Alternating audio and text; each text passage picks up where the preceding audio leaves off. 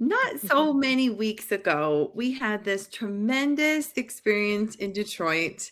I'm Melissa Keenan, and I have with me today Jasmine Akujobi.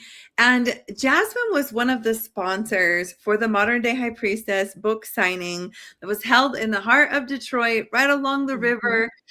Was such a deeply meaningful event. If you've watched anything that I've done, I've been talking about it pretty much since it happened. Yeah. And today I get to introduce Jasmine and her work to all of you. Her work with Just Flourish Anyway.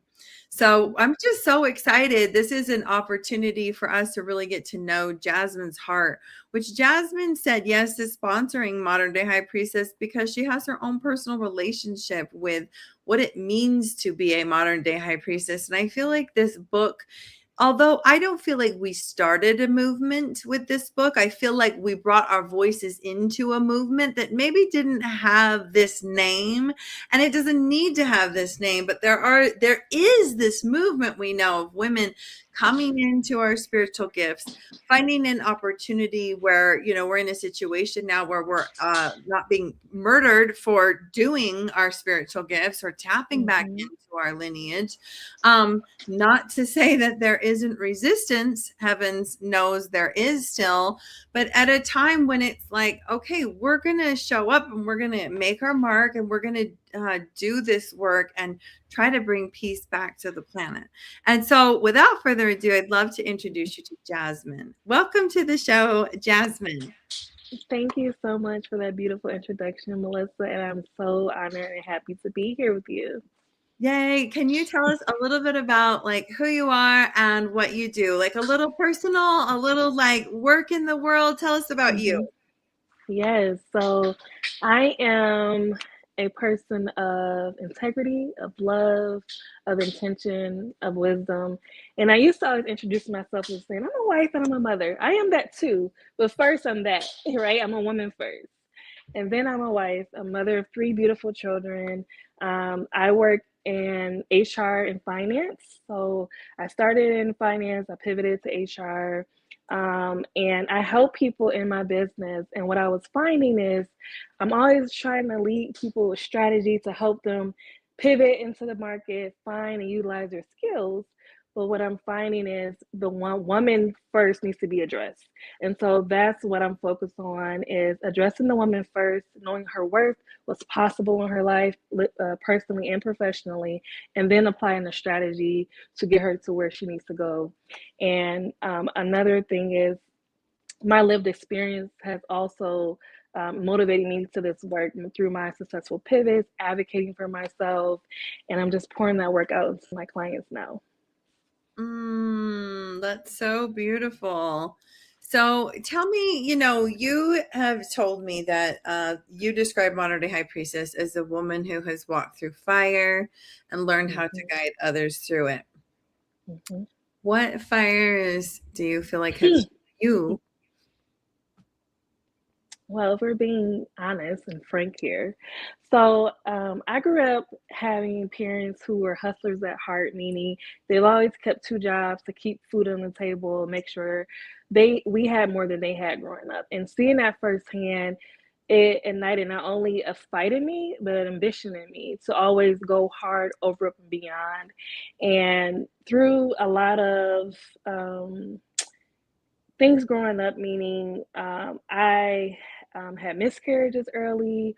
I dealt with racial tension in schools when we moved from a predominantly black neighborhood to a predominantly white neighborhood, personal inner traumas that I had to work on and heal from.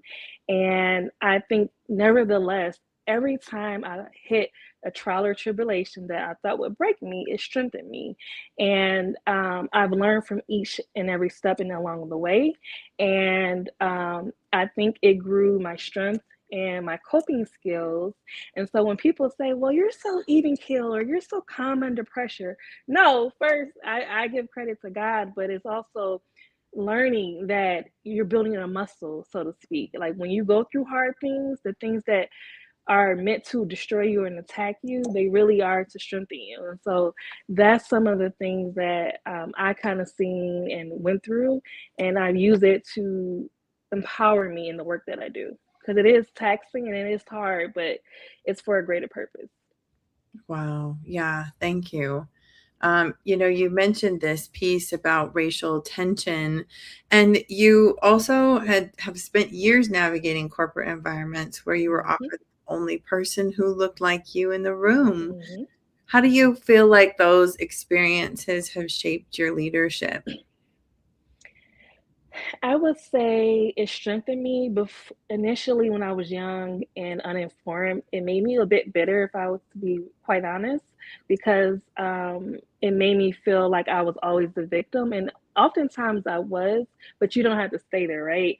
And so I was intentional about learning from the experience, coping the best way I could, and leading with empathy. Like, I feel like even if I don't agree with someone's perspective, I lead with empathy and say, well, maybe this is the best they know, or maybe they aren't aware, maybe this is their world, right? And so first, I would like to have honest conversations that are uncomfortable. And I learned in corporate, a lot of people don't like uncomfortable conversations. They Mm, like to kind of tiptoe around topics. And I think that because I was the only person of color in the organization and in my department, sometimes it was a lack of knowledge there. So you're not familiar with how to navigate certain things. And mm, so I took that part into leadership of having a growth mindset, always learning and striving, aligning to not only what your team is feeling, but how are you leading? How are you making people feel? And oftentimes I felt small in areas, or I didn't feel as powerful.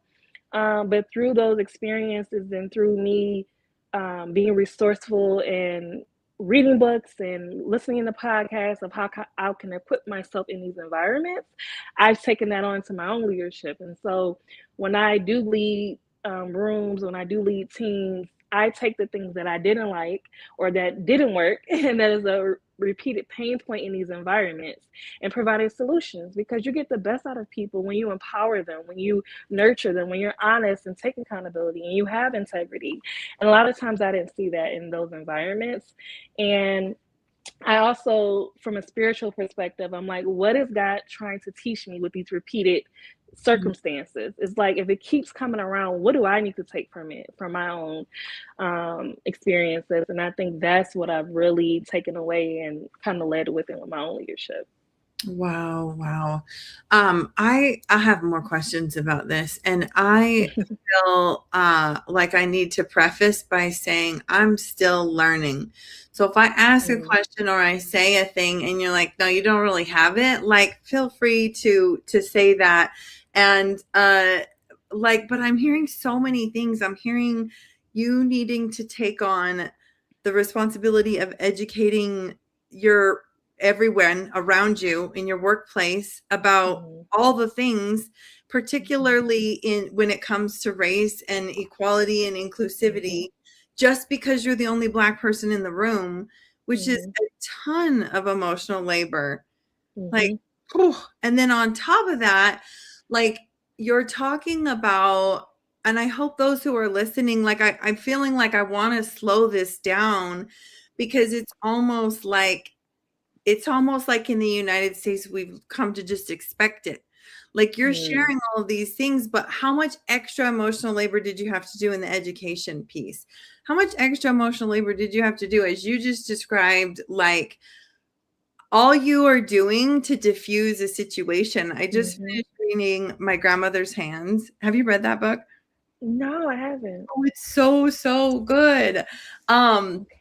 he speaks a little bit to some of these pieces. Resma Menakem is the author, Mm, and okay. and he talks about kind of like racial trauma specifically as it shows up in the body and how do we address Mm, it in the body, and these pieces of like um you know basically exactly what you just said. Like he's teaching mhm, in the book for all bodies. He like basically categorizes like white bodies, police bodies, and Black bodies in America, and how mm, do we diffuse situations. And it just like blew my mind because as a white bodied person I was like, holy crap, like I have focused on this so much less because I'm in a position of privilege and haven't had to. So like I get to just fly off the handle, and where, you know, for you, it's like if I fly off the handle, it could result in far worse consequences for my whole outlook.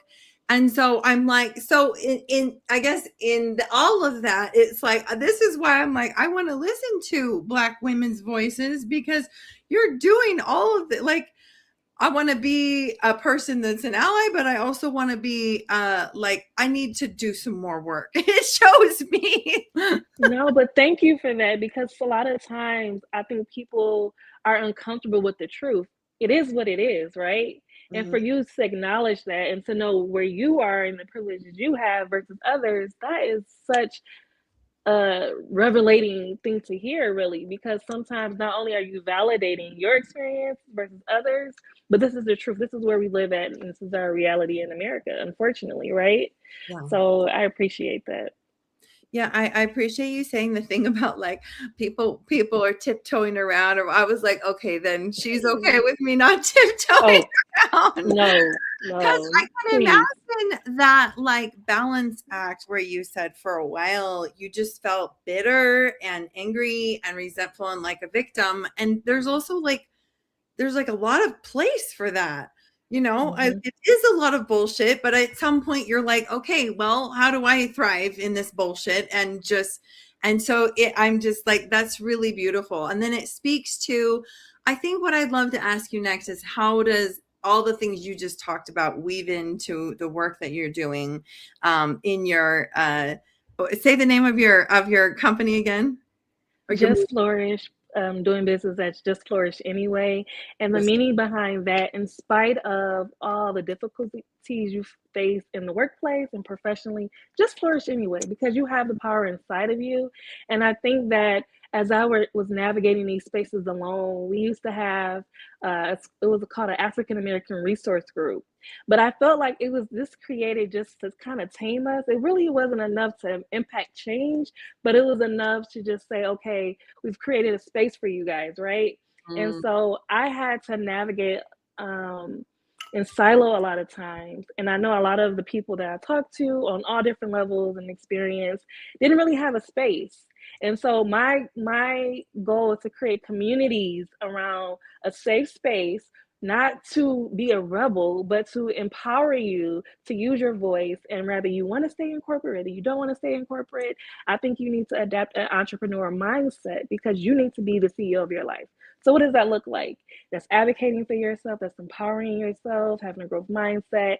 And so that's my intentionality of taking those experiences that were so painful, and like you said, the emotional labor was heavy, and empowering you. Okay, how can you have better responses? How can you equip yourself to kind of have the tools you need to combat this? So now I have, for client scripts, I have things where we can kind of have dialogues, kind of practicing it if you're not caught off guard with something that's crazy said. I remember one time we were having a barbecue for our African American resource group, and my white manager said, "Oh, I should paint my face blackface so I can come attend."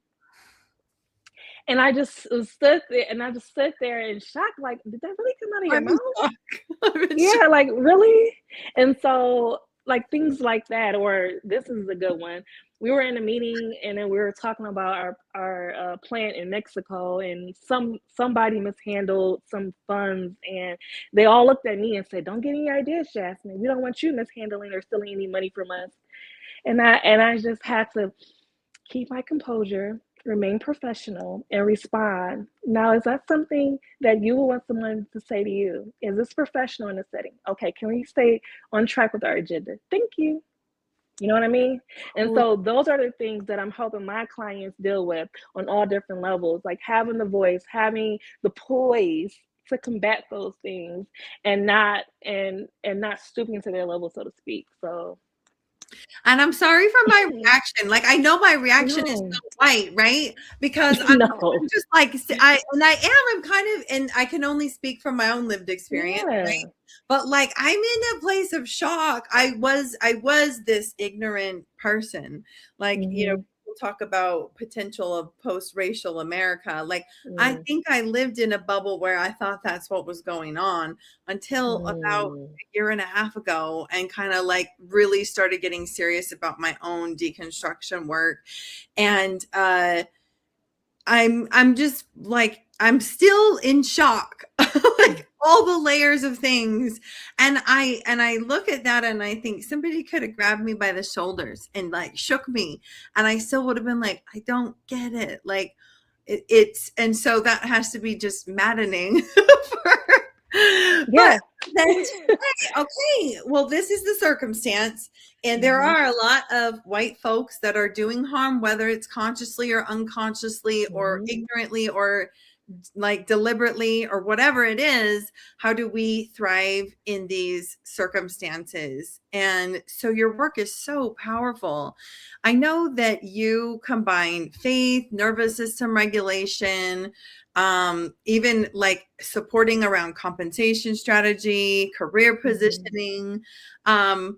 Why do you feel like it's so important for you to address and support the whole woman instead of just the resume or this, this corporate side? Because the whole woman is the foundation. I feel like when she fails, everything is around her fails. And a lot of times, I like to say high capacity woman, but I'm changing it because a lot of women don't view themselves as high capacity women. They just view themselves as the one who holds it all together, the one who's balancing so many things seamlessly or in chaos. And sometimes it breaks her, it creates burnout. And so I've experienced that many of times, like I'm sure a lot of women have. Mhm. And I think that when you ground yourself in who you are first, you become that foundation. Everything around you falls into place. So for me, it's faith grounding principles. If you're not into faith, I say life principles. You need something to stabilize and ground you. Nervous system regulation, like to your point, the reference to the book, I didn't have the language or the knowledge about what was happening in my nervous system, but I was just so tense and always on guard, and so I had to be educated about what was happening in my body. And so now that I'm aware, I want to help other people be aware about that and how to have the language and the tools to cope through that. And Mm. then creating a system. So I'm really big on advocating on systems to make your life easier. So for me, it's creating routines, leveraging AI. I'm big on creating automations to create my system so I can have less decision fatigue, and then leveraging your village. We always talk about villages for children. No, you need a village for as an adult. Your village is like a chef's kiss, right? So I think that you need to surround yourself with people who have your back and who's able to create safety around you. And I think that's why it's important to address the woman first, because they're like, I'm overwhelmed. So I want to do the strategy, I want to succeed, but I'm so overwhelmed and I don't know where to start. So we ground and stabilize her first, and then we move into strategy. Wow, powerful, powerful work. Well, Mhm.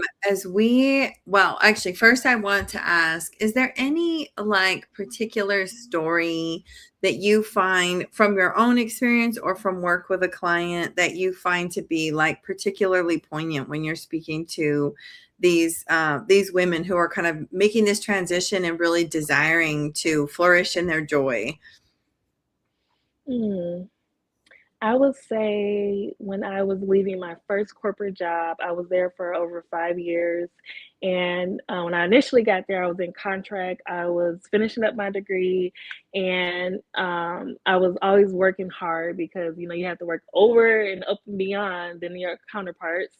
And we were having a shift go on in our organization. We were being bought out, and they decided to promote the person who was in IT over our finance department, and she had no experience with it, but she just had like a no nonsense approach. And sometimes when you're already having such a major shift and there's a lot of work overload, that is not the best approach. So people start quitting, and stress became overflowing. And I went on mental health leave initially because I'm like, I tried to communicate my needs that weren't met, and I'm like, this is really like damaging my body right now. It's breaking down. So I came back. Things seem to be better, but not so much.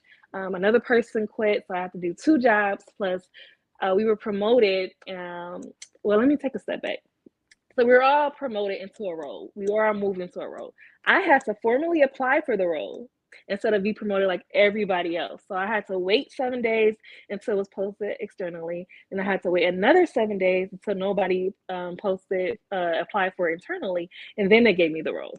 And so I tried to negotiate my salary. Someone in compensation was a friend of mine, and so she gave me the band of what the position paid for. So it was from 70,000 all the way to 140,000, and I was at 60,000. And she said, "Well, I don't know how you get the information, but you're not worth that much. You don't have any skills." I said, "Oh, okay." And so through that experience and some other projects I was on in compensation, it helped me to be an advocate for pay inequities in the workplace. And so now back fast forwarding to my experience when people were quitting, I absorbed the job. I did it well. I was working 12-hour days.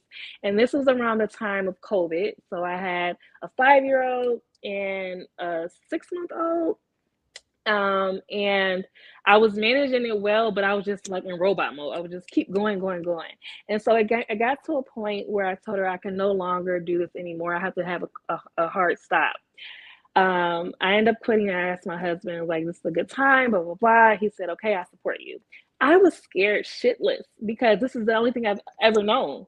I didn't know what I could do. I started to believe those imposter syndrome of her telling me what I wasn't good at, what I couldn't do, right? And so once I stabilized, it took at least 2 to 3 weeks to stabilize and like ground myself. And then I started to do the research. I started to research the market, what skills translated, what aligned. And after that, I think it was like a month or two where I found a job that was fully remote. It paid me $30,000 more than what I was getting paid. I had a wonderful boss. She was a white older lady. She was the sweetest. And I had a team who was diverse, which I didn't experience. I had people who were Caucasian, African American, Hispanic, and other ethnicities. And it was just a whirlwind, a fresh breath of fresh air because I had experienced it. And so I use that as a grounding staple in my business to say, this is what I went through. And I'm pretty sure that you may have a different or similar story, but the takeaway is that you have to trust yourself. You have to know what's no longer serving you in this season, and you have to go for it. And so I'm here to be a coach to support and give you the tools, provide the research and solutions if you don't have the capacity for it, and help you thrive and help you sort forward and just flourish anyway, really. What a story. Wow. Mm-hmm. To take such a step for yourself, and it makes so much Mm-hmm. sense. You're like, I was terrified. And then Mm-hmm. to have the like, no, my gut knows this is not right. And then Mm-hmm. to take the leap and like 30,000 more a year is a significant jump. Yes. Yes. I fucking love that. Well, it's Mm-hmm. so clear that you are such a master, like have reached mastery in these ways to be able to support people. And my husband literally just went through a renegotiation, not the same circumstance, by any means, but went through a renegotiation of his salary. And we have a financial coach, and the financial coach was like urging him every step of the way because it's so easy to get in your head about that stuff. Yes. Like, so even, having someone like you who has done these steps, like, I know Mm-hmm. the fear, I know what it feels like, I know what the leap feels like. I could Mm-hmm. just see why that would be such a powerful advocacy and support. What a Mm-hmm. gift that you have created this thing on top of continuing to still work a full-time job and take care of your Mm-hmm. 3 babies. Yes. Yes. Superwoman. Oh, beautiful. Well, Jasmine, as we wrap up today, what is one final message that you would love to share, maybe with the woman who is listening, who's feeling exhausted or unseen or stuck in a workplace, isolated, that feels like this no longer fits? And where would you invite her to begin? I would invite her to begin in acknowledging your truth, because sometimes we just try to push through and act like it's okay. It's okay to not be okay, and it's okay to acknowledge your truth and where you are, and have the courage to say, okay, I'm in this season and this no longer serves me. We always lead with a scarcity mindset, but I empower you to take back that control and stay. I'm big on projecting what it is that you want. So write it down plain. Like, I want this, and this is the ideal way I would like to wake up. And that's really where I started at. So just write it plain. And if you need support, you can reach out to me at Just Flourish Anyway on IG. But I'm here to help. But I would just say start there. Just naming what you are, where you are, your truth, and trusting your instincts. If this no longer serves you, you have the power to change your trajectory. Thank you so much, Jasmine. It's been an honor to hear your Thank stories, you. to feature your work in the world. I hope you will all go give her a follow. And yeah, I'm honored. I'm so glad that we had this opportunity to connect. So Me thanks again too. for coming You've on the been show. amazing. Thank you, Melissa. And I honor your work. And I'm so happy that we had this time. Me too. Okay, bye everyone. We'll see you next time. Bye.